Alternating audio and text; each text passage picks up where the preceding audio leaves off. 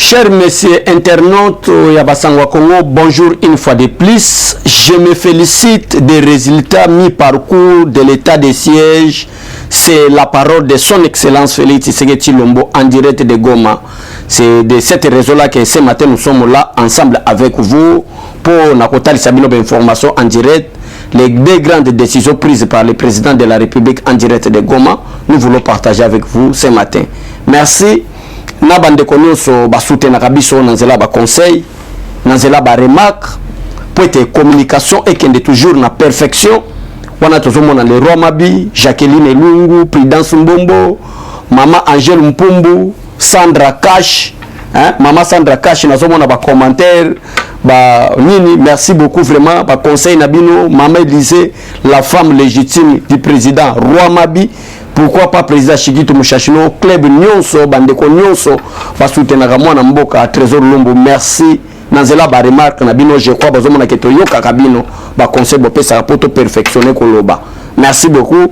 On est ensemble. Deux grandes décisions prises par le président de la République démocratique du Congo en direct de Goma. Voyage à président Félix Tshisekedi na Goma. Et ça voyage moko très bénéfique.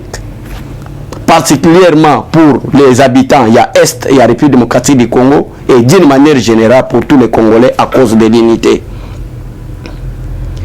Il y a deux grandes décisions prises par le président de la République.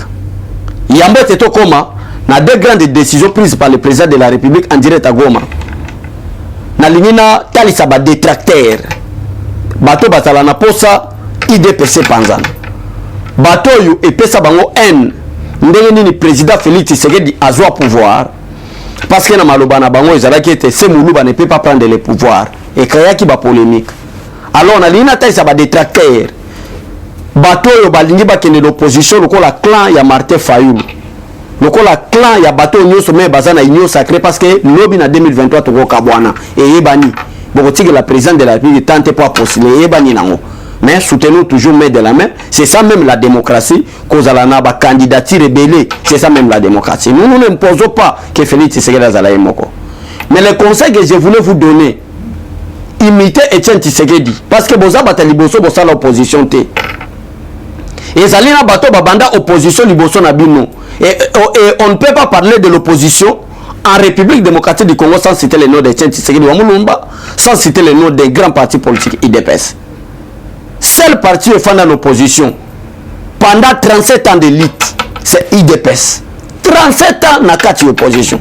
Alors, nous avons profité de l'occasion, Nathalie Saba détracteur. Oyo, ça la politique et la récupération. La politique ce n'est pas la récupération. La politique c'est que c'est la moutonne erreur, ou ça la récupération erreur Rwanda. Et heureusement pour nous, nous avons la chance. Et que depuis Félix Tshisekedi Azana magistrature suprême a tiré commettre un erreur de mon côté. Et ceux qui président Félix Tshisekedi a commis des erreurs, mais le lieu de l'Union Sokawapi. Parce que bateau politique, c'est la politique à récupération. Bazou Malobamoko, président de la République, comme il y a des réseaux sociaux, tels que l'insécurité, c'est la Est et la République démocratique du Congo. Batambu, il y a des réseaux sociaux, président de la République a pris une décision à côté de l'état-major Kuna, président de la République a pris une décision, résidence au Fanda Kuna, avec un Fanda Nabin. Mais Bazara qui connaît, qu'est-ce que le président de la République préparait pour qu'il y ait une paix durable dans l'Est de la République démocratique du Congo. Alors, Babani a utilisé, même dans les députés provinciaux, il y a parti Est de la République démocratique du Congo pour nous c'est que le président de la République a promis à réaliser. Là maintenant, on a fandi, mais en réalité, qu'est-ce que le président de la République avait promis à Est à réaliser? Mais il état-major mais le côté état-major un état de siège. État de siège, ils ont plus beaucoup grave, plus beaucoup très dangereux pour qu'il y ait la paix, qu'on est quand même état-major. Parce que nous avons des lieutenants généraux qui sont des gouverneurs. N'a pété à lieutenant général, ils ont pété à la chef d'état-major général. Mais Batindi pour être état de siège gouverneur militaire. Mais il y a un président de la République qui a une déclaration, je me félicite du résultat de mi-parcours. Il y a état de siège. Alors se féliciter. Sur 100%, nous sommes déjà à 80%. Ça nous reste 20% seulement pour qu'il y ait la paix totale. Ce qui est militaire, va déboulonner le système, balouki, bidon. un rebelle na combat Guido qui était financé selon les rapports, il y a Women Watch, na rapport il y a Nations Unies, qui était financé par les officiers rwandais et les officiers congolais. Alors, bango bazui politique, il y a récupération, na ba député provinciaux et à partir est la République démocratique du Congo pour insulter le président de la République dans les réseaux sociaux, dans les chaînes locales et tromper le peuple congolais que nous, ce président de la République a promis à réaliser Kangote. Wana maluba, il y a bateau bako ça la politique, il y a un na ba député provinciaux parce que na landa un aventuré moko azo parvenir ko kiloko bake oyo nous ce président alobaka akoki sakate. Nde lelo na ye Nathalie Sabino, des grandes décisions prises par le président de la paix en direct à Goma, et ça par rapport à Maloba Oyo. Bafo opposant, bazala qui récupérer pour tromper les peuples congolais. D'ailleurs, on a ligne expliqué qu'on a peuple congolais, le peuple congolais eba. Ba récupération bazala pour tromper les peuples congolais. Nama ko tromper peuple congolais na bango nyonso bazali na ba calcul ya 2023. So ito comme na 2023 to banda ko kosa peuple congolais à la kakabatu, à kokisagate, à la karaboye, à salagate. Ya on je me pose maintenant la question. Qu'est-ce que le président de la République avait promis au peuple congolais à réaliser? Depuis la campagne électorale de son excellence monsieur le président de la République à l'obéla qui biso clé nazana bambiso gratuité enseignement seulement. Nous avons la gratuité de l'enseignement malgré ça qui n'a pas pimpé n'a pas ventilé belé le quoi ba wili ba konga ko détourner l'argent ba enseignant ko détourner l'argent ya bateau et bazar ma nouvelle unité dans le domaine enseignement. Mais aujourd'hui nous avons tenu Mwaba qui est tenté de respecter les principes établis par les chefs de l'État pour qu'il y ait gratuité de l'enseignement conformément à la Constitution. Le président de la République avait promis qu'on stabilisait la République démocratique du Congo. Nous sommes à plus de 80% pour qu'il y ait une paix totale et durable à partir de l'Est de la République démocratique. C'est la raison de cette raison-là. Moi maintenant je me pose la question de savoir qu'est-ce que le président de la République a promettre à réaliser par rapport à Malobawana, Bazaki Koko Sanini, Bazo diaboliser pour tromper le peuple congolais. Et nous sommes vigilants. Beaucoup si les Kamou, ton équipe à la télévision te explique au peuple congolais que vous êtes des menteurs. Beaucoup ça peuple congolais. Le loyo, ma grande décision président de la République a joué. Nazo Zelabino, n'a pas message qui ko véhiculé, n'a pas réseaux sociaux concernant que le président de la République a promis qu'il peut na la République démocratique du Congo à réaliser té. Pour ezalaki nde babiloko oyo bango nde bazalaki kotia yango na ba réseaux sociaux pour na diaboliser programme ya chef de l'État kokosa ko tromper peuple congolais que président de la République ne fait rien. Kopo na bango bazalaki diaboliser ezalaki kopo nini ezalaki ba promesse ya stabilité, ba promesse ya paix, ba promesse ya kotia état major, ba promesse ya kotia résidence à chef de l'État na partie est la République démocratique du Congo. Batamoussa mon cher internaute peuple congolais na ba réseaux sociaux pour dire na écoute un député n'habite si c'était député parce que na moni muto ngo c'est ba réseaux sociaux na sali baisse na ba réseaux sociaux belé conseille que je vais raconter même le chef de l'État un député provincial hein, je vais raconter le chef de l'État pour lui poser la question pourquoi Makambo a promis à réaliser Kate peuple congolais tant que biso peuple congolais tant que tozo linga bonheur en mboka na biso et tozo comprendre que mutu tel azali na ba valeur comme ma développement mboka mais tozo boya ba valeur na wana tozo que de ko soutenir mutu azana ba anti valeur o azali capable de balkaniser la République démocratique du Congo c'est que biso moko toza ba porte malheur ya ba vie na biso moko ba congolais parce que ezana terme moko ba français ba lobaka il faut l'homme qu'il faut à la place qu'il faut.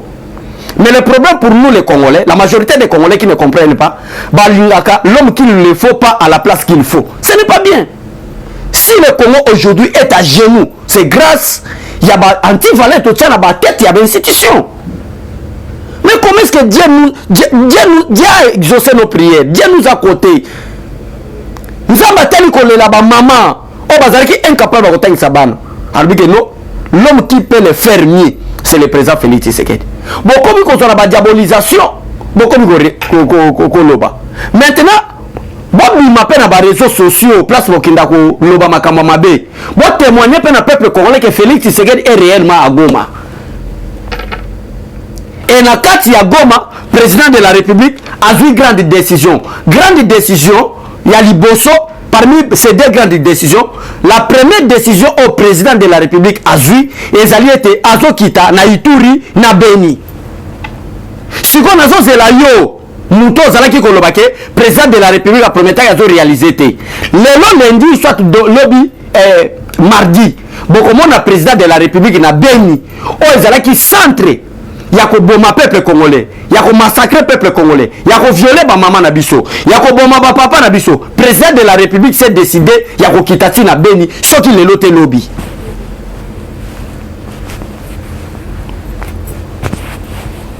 Mais Bobby m'appelle à la réseau sociaux pour se repentir.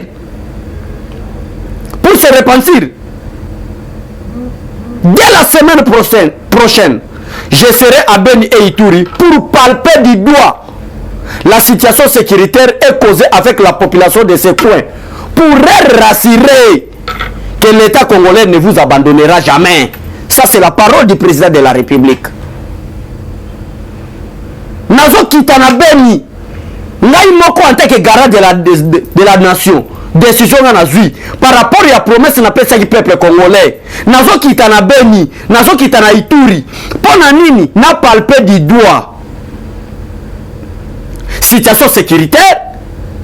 Na solo la peine à peuple congolais que le gouvernement ou l'État congolais ne vous abandonnera jamais. Bolanda ba détracteur te. Bolanda bato ba yaki kosa la politique loko la business te. Bolanda nde biso.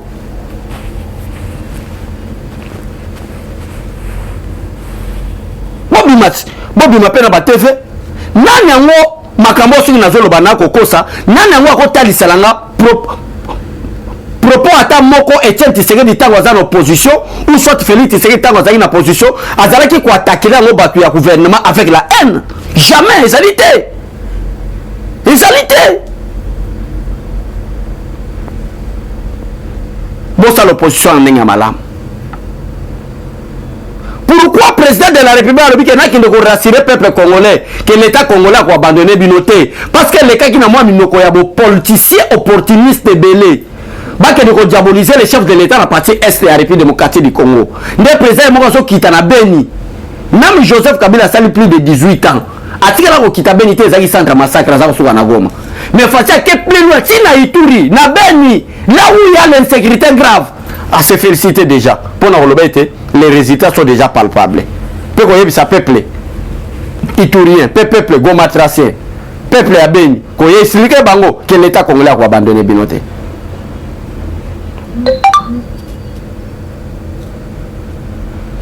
A abandonné Binoté. Peuple congolais, chaque fois dans sa mission, dans sa que tout le monde peut vous abandonner. Parce que tout le monde a 18 à Joseph Kabila. Aucune résolution, aucune solution. Et Zoma qui pendant 18 ans reine à Joseph Kabila pour qu'il y ait la paix. Aucun député provincial ou député national a quoi qui causait tant qu'on ne va pas dans la insécurité dans l'Est pendant reine à 18 ans Joseph Kabila. Mais Félix Tshisekedi est là. Les résultats sont palpables, tout le monde voit comment est-ce qu'on est tenté de détraquer Adef Nalou, Milice Kodeko, comment est-ce que les lobes à vérité comme qu'il y avait un rebelle à Combo à Guidon qui était financé par l'État congolais à l'époque où Joseph Kabila était le président de la République. Les résultats sont palpables que depuis 18 ans Mobimeleka, moi 2 ans au président Félix Tshisekedi Sali na pouvoir, les résultats sont palpables à 80%.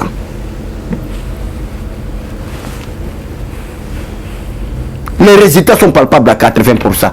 D'ailleurs, on a la grande décision. Il y a le président de la République. À l'Akibana et à Goma. Côté Sabino, qui n'a pas côté la Bino na yo Kabino. Mais on félicité les militaires na biso. Ndengeni résultat comme déjà à 80%. Mais na kosuka na Bino na Goma wate. Mais na kokitati na Beni ti na Ituri. Na solo na gouverneur militaire. Il y a Ituri. Na kitati na Beni. Place aux atrocités les cas qui makasi. Na rassurer peuple nanga que l'État congolais a abandonné Binoté. Que y a un président na bino na ko abandonner Binoté na ko sala na ba moyen de bord na biso antaki ba congolais pour qu'il y ait la paix. Alors ba détracteur bazala ki ko zela président de la République le bakeno le corps état de siège selon la constitution et 30 jours c'est que le président de la République a ko le baké état de siège et celui wana après ba banda ko la lisusu ke état de siège a décrété qui guerre civilité. Le président de la République a été clair que tokolongola état de siège jusqu'à ce que toko déloger ba groupe armé définitivement l'état de siège longo. Patois Zambé. Merci beaucoup, monsieur le président. Vous avez le soutien de tout un peuple. Peuple Mobimba va comprendre que classe politique congolaise est remplie. Na bateau peut-être babonga qui va la politique était. Le Congo est un Congo va la politique. Le peuple a comprendre quelle est la vision du chef de l'État. Deuxième grande décision, le président de la République va rencontrer son frère Museveni.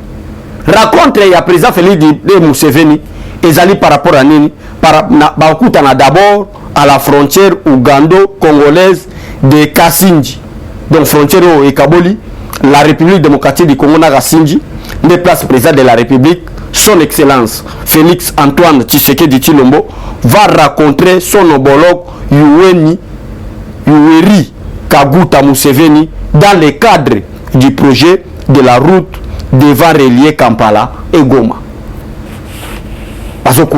Mais il bien assez parce que objectif majeur, objectif primordial, le président de la République a accueilli pour Akutana Museveni, sur le plan sécuritaire. Mais on ne peut pas dévoiler tout là. Mais dans le cadre officiellement, ils allaient pour la route. Mais toujours pour la frontière, la bicho la soudée. Rebelle Mogotan, les peut-être côté Rwanda, via Ouganda, à côté de la République démocratique du Congo. Parce que dans le régime, même frontière, la bicho na Ouganda, ils allaient qui vraiment moyen pour accéder à la carte. Alors, tu relier, nous allons à la frontière, pour protéger de l'autre côté des militaires ougandais. D'autre côté, les militaires congolais, les rebelles vont franchir sur Nzela Wanate. Voilà, la raison, ce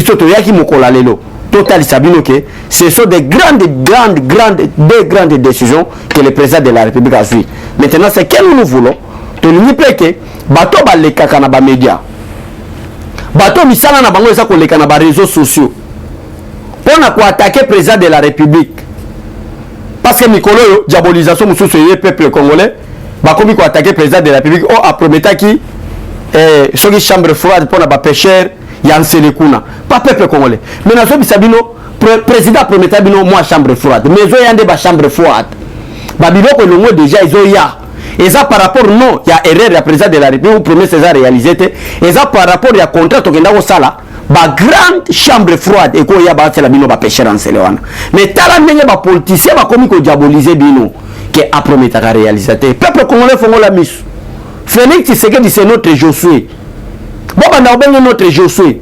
Du fait que to zoa temps ya ko battre la vie, il y a Moïse na bisoté.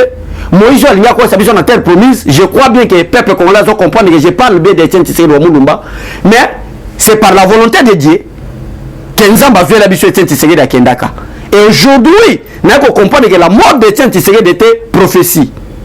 Parce que Tshisekedi devait mourir pour la restauration de l'État à travers Félix Tshisekedi qui est Josué. Et c'est là qui peut Moïse et la Bible à Koufoua pour être Josué à côté de Kaleb, Nabatumsoba qui est la terre promise. C'est Félix Tshisekedi qui est notre Josué. Quand on a des tracteurs ôtés, on a une histoire où il est le cas déjà.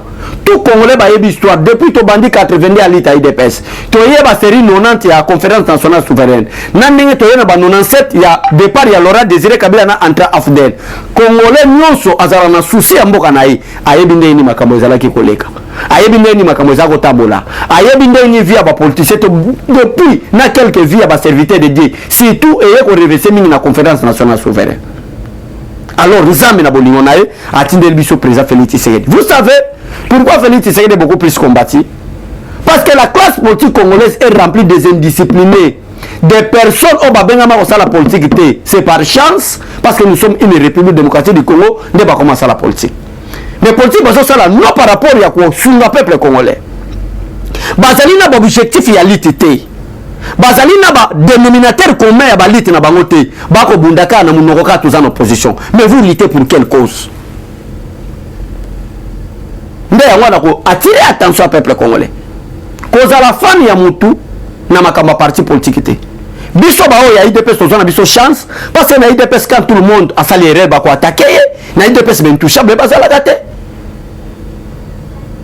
Ce qui bonjour même IDPS le modèle bokende ko enseigner ba parti politique na bino nzamba ko sunga bino parce que IDPS atikala osala lit ya NT na IDPS tozala na favorisme te na IDPS tribalisme ezalaka te na IDPS haine ezalaka te na IDPS atabo tio na niveau ya président du parti, secrétaire général, secrétaire national, président fédéral, président sectionnaire, président cellulaire yeba bleke na IDPS ozambe na charge ya kolandela vie ya bato bazo lando na parti politique et so osali erreur kaka bazo wana ba hotelemelo ça c'est l'IDPS, ça c'est l'IDPS.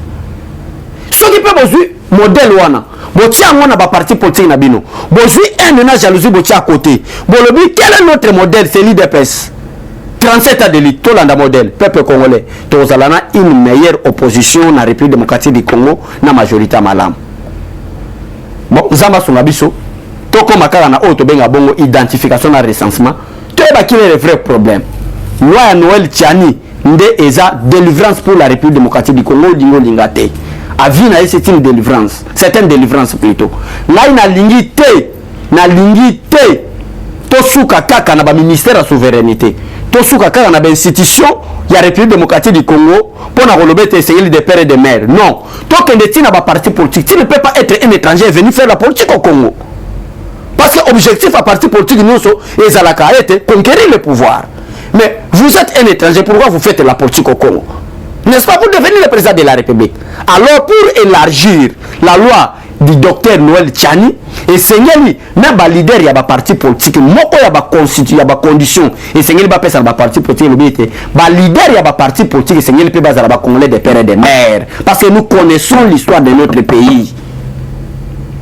Et Seigneli bazala de père et de mère de congolais parce que là il y a évité que l'objectif d'un parti politique c'est pour conquérir le pouvoir. Mais comment est-ce que vous êtes un Français, vous êtes un Hébreu, vous êtes un Rwandais, mais vous voulez faire la politique au Congo pour conquérir le pouvoir et devenir chef de l'État? C'est de cette raison-là j'appuie que loi à Noël Tiani est qu'un des mêmes conditionné pour devenir président d'un parti politique. Merci na bande onyo soba sotenaka, merci na ndeko Ransi, merci na boss na biso en direct à Londres. Staff technique mobimba ya basanga Congo Zambé apambola bino bo s'abonner bo partager mission pour être peuple congolais et veille patriotique et contre le peuple congolais nous sommes tozo luka to sala unité ya ba congolais Zamba lola apambola bino et à tout à l'heure. Eshima, votre magazine qui bat au rythme de l'actualité. Édition spéciale au cœur de la lutte contre les détournements des fonds publics et autres faits de mégestion, l'inspecteur général des finances Jules Alinguete est la pièce maîtresse de la stratégie antifraude de l'ère Tshisekedi. Expert des finances, en moins d'une année, Jules Alinguete a su dire halte aux détourneurs, dénicher les fossoyeurs de l'économie congolaise et déjouer les stratégies de vol des deniers publics au point de devenir le symbole de la lutte contre la corruption en RDC. Interview exclusive du numéro 1 de l'UGF. Mission de l'UGF, innovation apportée à l'inspection générale, les confidences des résultats d'enquête, patrouille financière, à qui l'UGF fait-elle rapport, qui donne des ordres à l'IGF, comment contrer les immunités parlementaires, les observations faites dans plusieurs provinces. Des révélations sur le dossier Bukanga Lonzo, retransmission en direct des matchs Léopard, exonération et compensation, le rôle de l'UGF dans les régies financières, IGF est-elle justifiable devant la justice? Plusieurs questions soulevées et confidences de l'inspecteur général Jules Alinguete Kei à lire dans ses numéros spécial Finance. Focus, la direction générale des impôts a réalisé une grande performance en mobilisant 1100 milliards de francs congolais en avril, dépassant largement les 637 milliards de francs congolais leurs assignés grâce à son directeur général Barnabé Mwakadi Mwamba. Bonieme Ecofolucien récompense le mérite de ses agents et cadres dans les buts de continuer à maximiser les recettes. Découverte, ministre de l'Emploi, Travail et Prévoyance Sociale, Claudine Ndouzi M. Kembe est plus que déterminée à matérialiser les actions prioritaires de son secteur telles que présentées par le Premier ministre Samalou Kondé devant les élus nationaux. Nation, Dr Jean-Jacques Mbungani Mbanda est médecin expérimenté pour relever les défis sanitaires en RDC. Catastrophe naturelle, Nirangongo, 19 ans après, les larves ont de nouveau coulé. Parité, Antoinette Nsamba, ministre des Mines au cœur de la révolution minière. À lire également interview de Noël Tchani, Tribune Jean-Pierre Alumba et plusieurs articles d'actualité générale. Retrouvez l'intégralité du magazine Eshima dans les kiosques. Eshima Magazine, un nouveau standard d'information.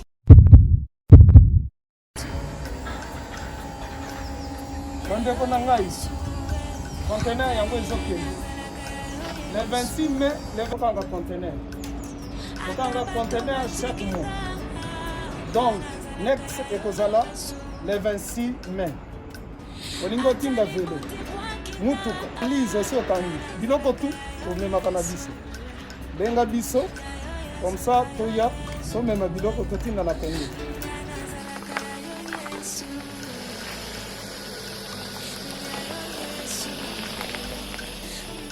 Bandeko kari yangoyo touti kozongo ezokende Kinshasa. Ozana mutuka pesa biso ezoke. Merci. Le 26 mai, nous sommes prendés. Il y a 2021 au Tosana.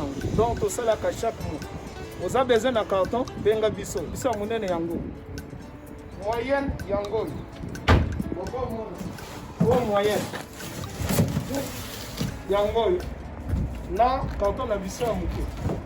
Vous avez 3 dimensions. Onyo solingo tinda, benga biso. Tozozwa ba vélo, tozozwa ba valise. Mituka tozozwa. Donc, eloko tout tozomema na Kinshasa.